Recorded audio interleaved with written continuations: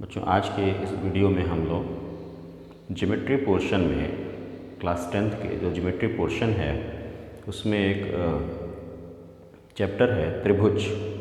तो इस चैप्टर के बारे में हम लोग पढ़ेंगे और इसमें जो पहला आपका जो थ्योरम है बेसिक प्रोपोर्शनलिटी थ्योरम, इसको हम लोग आज देखेंगे कि बेसिक प्रोपोर्शनलिटी थ्योरम क्या है और इसको हम लोग आज प्रूफ करेंगे। तो आइए बच्चों देखते हैं कि चैप्टर जो आपका त्रिभुज चैप्टर है इसमें कितने प्रमेय हैं और बेसिक प्रोपोर्शनलिटी थ्योरम क्या है और उसका प्रूफ हम कैसे देंगे, इसको हम लोग आज की क्लास में डिस्कस करेंगे। तो इसमें आपका जो पहला जो प्रमेय है बच्चों वो है बेसिक प्रोपोर्शनलिटी थ्योरम, जिसको हम लोग थेल्स थ्योरम भी कहते हैं। तो थेल्स थ्योरम कहता है बच्चों कि अगर हमारे पास कोई त्रिभुज है, मान लीजिए ये हमारे पास त्रिभुज है ABC, तो थेल्स थ्योरम कहता है कि किसी त्रिभुज में अगर हम किसी भुजा के समांतर कोई रेखा खींचें और वो बाकी जो दो भुजाएं हैं उनको वो अगर काटे तो अन्य दो भुजाओं को जिनको वो काट रही है वो समान अनुपात में विभाजित करेगी। ये हमारा थेल्स थ्योरम है। तो त्रिभुज ABC ये हमारा है। इसमें हमने मान लिया भुजा BC, इसके समांतर हमने ये रेखा खींची हुई है और ये भुजा BC जो है ये जो रेखा है ये BC के समांतर है और AB और AC को मान लीजिए D और E बिंदुओं पर ये काट रही है। तो प्रमेय कहता है कि AD और जो AD और DB का जो रेशियो होगा वो इक्वल होगा AE और EC के रेशियो के, यानी AD अपॉन DB बराबर होगा AE अपॉन EC। ये हमें प्रूफ करना है। AD upon DB is equals to AE upon EC, ये हमें प्रूफ करना है। और हमें दिया है कि DE पैरेलल है BC के। तो सवाल उठा कि हम इसको कैसे प्रूफ करेंगे। तो इसको प्रूफ करने के लिए हम लोग क्या करते हैं कि कुछ कंस्ट्रक्शन करते हैं। तो कंस्ट्रक्शन हमारा क्या है कि हम जो पॉइंट D है, इस पॉइंट D से जो साइड AC है इस पे हम परपेंडिकुलर ड्रॉ करेंगे, लंब खींचेंगे। तो हमने D से AC पे ये परपेंडिकुलर ड्रॉ कर दिया, ये 90 डिग्री एंगल हो गया। और बिल्कुल इसी तरह पॉइंट E से हम AB पे परपेंडिकुलर ड्रॉ करेंगे। तो E से हमने AB पे से परपेंडिकुलर ड्रॉ कर दिया,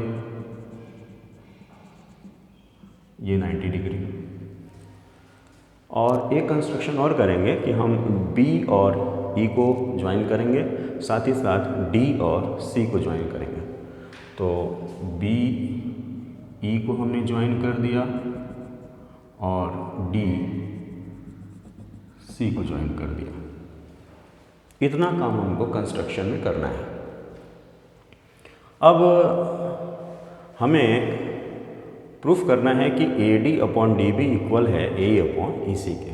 तो सबसे पहले हम क्या करेंगे, सबसे पहले हम ट्रायंगल ADE, ये जो ट्रायंगल ADE है ये और ट्रायंगल DBE, इन दोनों ट्रायंगल का हम अनुपात लेंगे, रेशियो हम पता करेंगे कि कितना होगा, इनकी एरिया का रेशियो हम पता करेंगे। तो area triangle ADE upon area triangle DBE। तो बच्चों जैसा कि पता है कि जो एरिया हम निकालते हैं किसी त्रिभुज की तो होता है half into base into height. तो यहाँ पे जब हम ADE की एरिया निकालेंगे तो हम बेस किसी को भी सेलेक्ट कर सकते हैं। ट्रायंगल के ADE के किसी भी साइड को हम एज ए बेस हम ले सकते हैं। तो हम AD को बेस ले लें, DE को बेस ले लें, AE को बेस ले लें, ये अपनी मर्जी होती है। तो फिलहाल हमने AD को बेस लिया। तो AD को जब हम बेस लेंगे, आधार लेंगे, तो परपेंडिकुलर जो होगा वो सामने वाला जो शीर्ष है इससे इस पे डाला गया लंब की लंबाई को हम परपेंडिकुलर बोलेंगे। तो बेस हमने ये लिया, परपेंडिकुलर हो जाएगा। अगर हम इस पॉइंट को नाम रख दें m, इसको रख दें n, तो बेस AD के लिए EM जो है वो परपेंडिकुलर का काम करेगा। तो हमने बेस AD लिया। AD लेने का कारण सिर्फ ये है कि हमें दिखाना है कि AD by DB is equals to AE by EC। तो चूंकि AD हमें लाना है इसलिए बेस हम AD लेंगे। तो हाफ AD इंटू ये हो गया हाफ आधार गुणे ऊंचाई, ऊंचाई हो गया EM, 1/2 आधार गुणे लंब बटे। अब अगर हम DBE के एरिया लें, ये DBE हमारा ये त्रिभुज है, DBE ये त्रिभुज है। जब हम इसकी एरिया लेंगे तो बेस हम DB लेंगे क्योंकि AD बाई DB का रेशियो लाना है हमको। तो बेस हमने DB लिया। तो इस DB के लिए भी जब हम परपेंडिकुलर ड्रॉ करेंगे, सम्मुख शीर्ष से जब हम परपेंडिकुलर ड्रॉ करेंगे तो लंब की लंबाई EM ही मिलेगी। इसको हमको आगे बढ़ाना पड़ेगा और E से हम लंब डालेंगे तो EM ही इस आधार के लिए भी यही आपको जो है लंब मिलेगा। तो हाफ DB इंटू EM ये मिल गया हमको। Area triangle AD upon area triangle DB is equals to ये। अब हाफ और हाफ ये हमारा कैंसिल होगा, EM कैंसिल होगा। फाइनली हमको जो मिलेगा वो मिलेगा AD अपॉन DM, ये मिला। इसको हम लोग इक्वेशन नंबर 1 डाल देते हैं। अब अगले स्टेप में हम क्या करेंगे बच्चों कि अब हमें AE अपॉन EC भी पता करना है। तो हम ट्रायंगल लेंगे, लिखेंगे हम area triangle ADE upon area triangle. अब यहाँ पे हम DEC ये एरिया लें, इस त्रिभुज के एरिया हम निकालेंगे क्योंकि यहाँ पे EC साइड आ रही है। तो DEC, तो एरिया ट्रायंगल ADE ये लेंगे और DEC के एरिया लेंगे। अब जब हम इस एरिया को लेंगे, इस ट्रायंगल के एरिया को लेंगे तो हम बेस को चेंज कर देंगे। पहले हमने बेस ये लिया था, अब जो है हम बेस ये लेंगे। इसको बेस लेने का कारण ये है कि हमको AE अपॉन EC चाहिए, तो हम इसको बेस लेंगे और इस बेस के लिए इस ट्रायंगल में जो परपेंडिकुलर होगा वो होगा DN। तो इसकी एरिया हो जाएगी, अगर इसको बेस लेते हैं तो एरिया हो जाएगी हाफ AE इंटू DN, ये perpendicular, half base into height, ये इस ट्रायंगल के एरिया हो गए। बिल्कुल इसी तरह जब हम इस ट्रायंगल का एरिया लेंगे तो हमने बेस इसको लिया तो लिखेंगे हाफ बेस हो गया EC into height.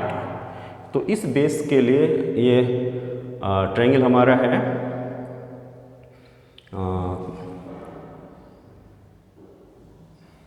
DEC triangle है, ट्रायंगल हमारा है DEC। तो बेस हमने लिया EC, तो परपेंडिकुलर हो जाएगा ये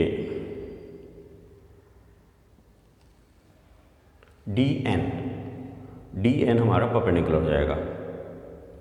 तो half EC into DN perpendicular क्यों होगा? क्योंकि जब हमने इसको बेस ले लिया तो इसके ठीक सामने का जो वर्टेक्स है वो हुआ D, और D से हमने चूँकि यहाँ पे परपेंडिकुलर ड्रॉ नहीं कर सकते, मिलेगा ही नहीं आपको, तो आप इसको आगे बढ़ाओगे और यहाँ पे परपेंडिकुलर ड्रॉ कर दिए तो ये परपेंडिकुलर की लंबाई हो जाएगी, यानी लंब की लंबाई हो जाएगी DN। तो हाफ EC इंटू DN, तो हाफ कैंसिल हो जाएगा, DN कैंसिल हो जाएगा, आपको मिला AE अपॉन EC। ये हो गया इक्वेशन नंबर 2। अब बच्चे इसको थोड़ा ध्यान से देखिए, इस आपको दिखाना है AD by DM is equals to AE by EC। AD by DB sorry ये हमारा DB होगा, DB AD AB by D B is equals to A E by E C, ये आपको दिखाना है। अब अगर हम इस इक्वेशन 1 के लेफ्ट हैंड साइड को देखें तो area triangle A D E upon area triangle D B E आ रहा है, और सेकेंड इक्वेशन के लेफ्ट साइड को देखें तो area triangle A D E और area triangle D E C आ रहा है।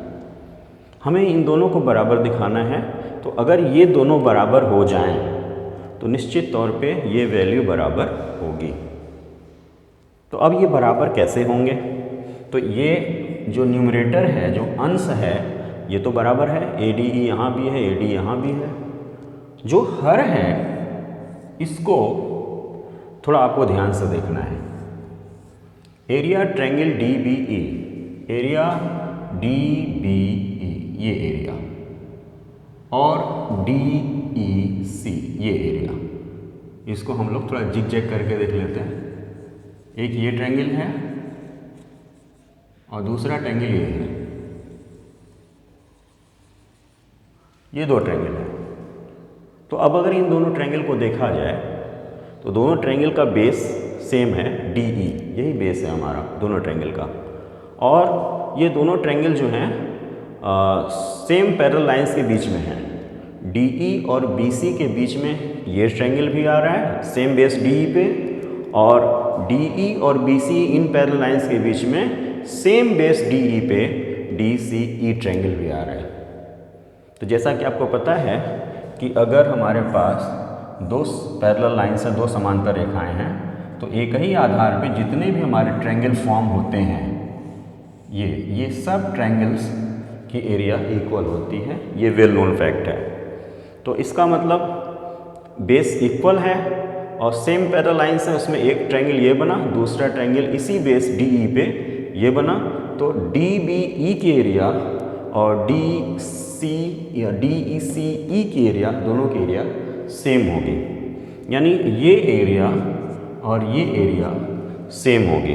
तो ऊपर तो ऑलरेडी इक्वल है, नीचे भी सेम हो गया। इसका मतलब ये और ये दोनों सेम हो गए, यानी इक्वेशन 1 और 2 के लेफ्ट हैंड साइड इक्वल हो गए। और इसका सीधा सा मतलब हुआ कि राइट हैंड साइड भी इक्वल होगा, यानी A D upon D B equal होगा ए ई अपॉन ई सी के, और यही आपको प्रूफ करना था। तो बच्चों ये आपका थेल्स थ्योरम है, जो कहता है कि किसी भी ट्रायंगल में अगर आप किसी साइड के पैरेलल में कोई लाइन ड्रॉ कर रहे हैं और वो दोनों साइड, बाकी जो दोनों साइड उसको काट रही है, तो जो जिस रेशियो में वो काटेगी वो रेशियो सेम होगा। यानी पहले साइड को जिस रेशियो में काटेगी उसी रेशियो में दूसरी साइड को भी वो डिवाइड करेगी या काटेगी।